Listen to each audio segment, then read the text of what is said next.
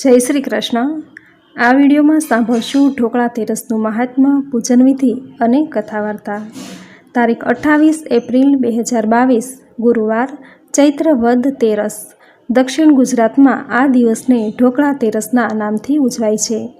ઢોકળા તેરસના દિવસે બળમાં બળિયા, બુદ્ધિમાં ચતુર, રૂપમાં રૂપાળા એવા બળિયા દેવની પૂજા કરાય છે।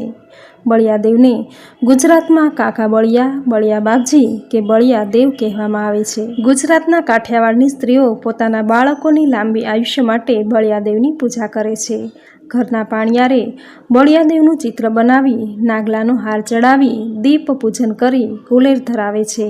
ઘર પરિવાર અને બાળકોને રોગથી રક્ષણ મળે એ હેતુથી ઘરના મુખ્ય દરવાજે લીમડાના તોરણ બાંધે છે। તેમજ પોતાના વહાલ સોયા બાળકોને ઓરી, અછબડા, શીતળા, ગાલ પચોળા કે કોઈ પણ અસાધ્ય રોગથી રક્ષણ આપજો એવી દરેક માતા બળિયા બાપજીને પૂરી શ્રદ્ધાથી પ્રાર્થના કરે છે। તેમજ તેમના લાંબા આયુષ્યની કામના કરે છે। દરેક સૌરાષ્ટ્રવાસીના ઘરે આ ઢોકળા તેરસ પારંપરિક રીતે ઉજવાય છે।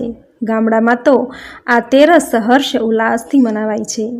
વાણવાળા ખાટલાને ઊંધા નાખી બેય પાયા પર હિંચકો બાંધી ઘરના નાના બાળકોને હિંચકા બંધાય છે। પાણિયારે કાકા બળિયાના ચિત્ર દોરાય છે। ઘઉંના લોટના ઢોકળા અને ગોળની કઢી રંધાય છે। પહેલાંના સમયમાં સૌરાષ્ટ્રમાંથી દરિયો ખેડીને વેપાર કરવા જતા વેપારીઓની ઘરે હોડકું, વેપારી અને વળતી વેળાએ લાવેલા રત્નો વગેરે સુંદર આકારોવાળી ઘઉંના લોટની વાનગી બનાવાય છે અને પોતાના બાળકો પણ પોતાની પેઢી સાચવે અને ખૂબ આગળ વધારે એ હેતુથી આ વાનગી ખવડાવાય છે। આમ ચૈત્ર વદ તેરસ એટલે ઢોકળા તેરસ। આજના શુભ દિવસે કાકા બળિયાની પૂજા કરી પોતાના બાળકોની લાંબી આયુષ્ય, સુખ, સૌભાગ્ય અને આરોગ્યની કામના કરાય છે। આમ બળિયા દેવનો મહિમા ખૂબ જ અનેરો છે। જે બળમાં બળિયા, બુદ્ધિમાં ચતુર અને રૂપમાં રૂપાળા એવા આ બળિયા દેવ જે પાંડવોના વંશજ છે, જે ભીમ અને હિંડંબાના પુત્ર ગટુરગચ્છ, આ ગટુરગચ્છના વિવાહ અસુરોના રાજા મૂર દૈત્યની બુદ્ધિમાન અને વીર પુત્રી કટંકટા સાથે થયા હતા, જે શાસ્ત્ર વિદ્યામાં નિપુણ અને કામાખ્યા દેવીની દિવ્ય શક્તિ તેમને મળેલી હતી। આમ ગટુરગચ્છ અને કટંકટાને ત્યાં પુત્રનો જન્મ થયો। આ પુત્ર બાળકના વાળ જન્મથી જ ઘાટા, રેશમી અને વાંકડિયા હતા, આથી જ તેનું નામ બર્બરીક રાખવામાં આવ્યું।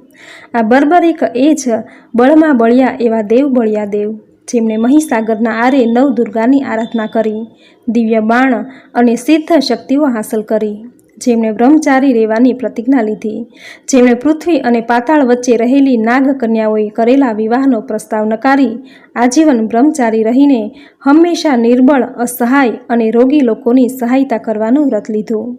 આમ બળિયા દેવ, બળિયા બાપજી કે પછી કાકા બળિયા, જે કોઈ તેનું નામ સ્મરણ કરે, ચૈત્ર વદ તેરસના દિવસે તેમની પૂજા કરે, તેના દુઃખ, દર્દ અને કષ્ટો બળિયા દેવ હરશે।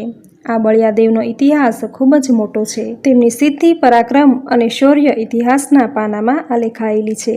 તો મિત્રો, આજના આ વિડીયોમાં ઢોકળા તેરસની પૂજન વિધિ, આ દિવસનું મહાત્મ્ય અને કથા તમે પૂરી શ્રદ્ધાથી સાંભળી, જે સાંભળવી આપને જરૂર ગમી હશે।